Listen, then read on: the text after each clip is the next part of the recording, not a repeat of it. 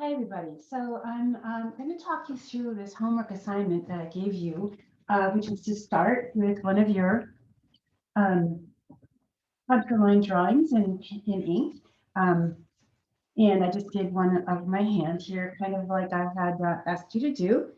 And so the first step is to, take these uh, um, viewfinders and, move around your drawing to capture some interesting compositions. And it's actually very random.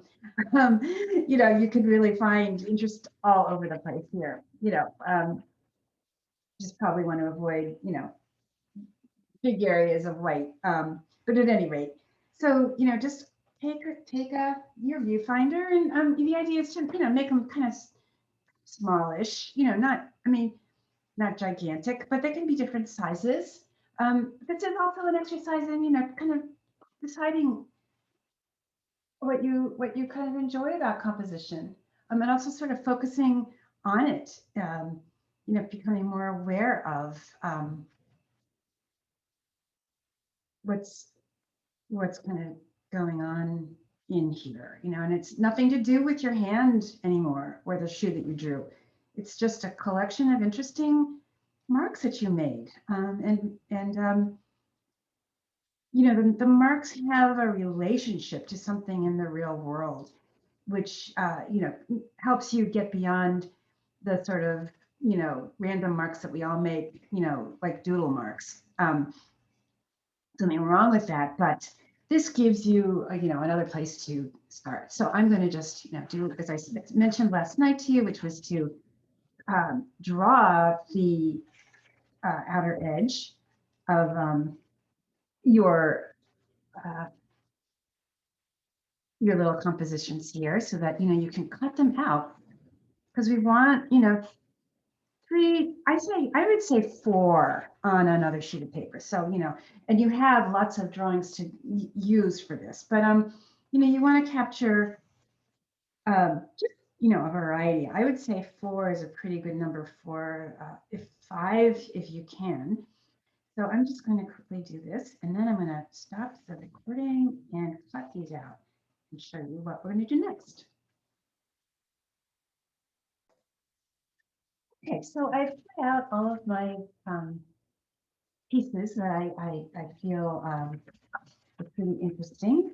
And you could almost just turn your drawing, face down and do a bunch of random rectangles in the back and cut those out.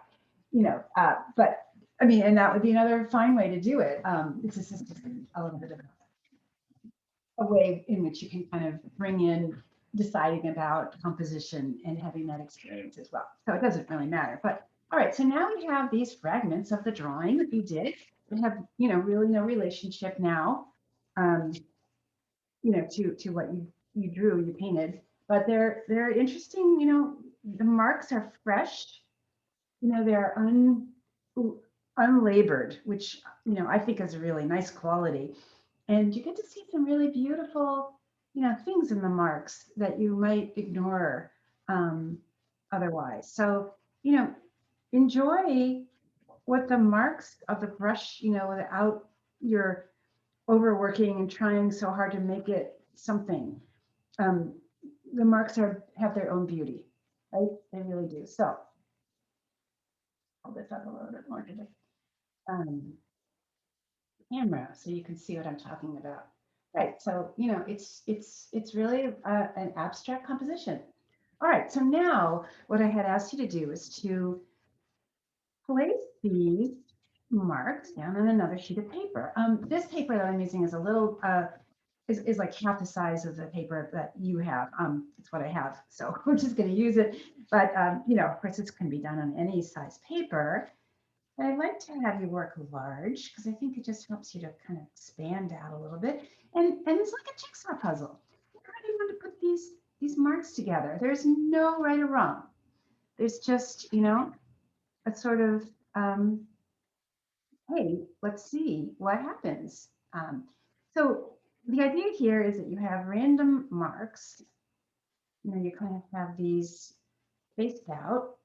You could try to join them like I did in a video that I showed you last night, or you could just, ignore that and just instead, you know, when you squint your eyes, you kind of the white drops out. So you don't really, you're not that aware of it. So that's what you really want to do, is just kind of play with how these black marks show up, and think about your edges. Think about letting these marks go right off the edge of the paper, because that's kind of interesting, and that ends up so that you don't have this like super centered stuff in the middle and you're kind of ignoring the rest. It forces you to think about the whole thing.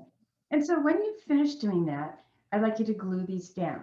All right, so I'm going to take a second here to glue them down. And by the way, if gluing is new to you, I use um, uh, acrylic medium.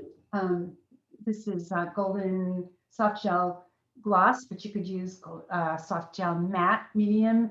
You could use Elmer's glue. You could use, really anything around that you feel is going to make a nice secure bond. And, just another little tip is to make sure that when you glue it, you're turning it over another sheet of paper.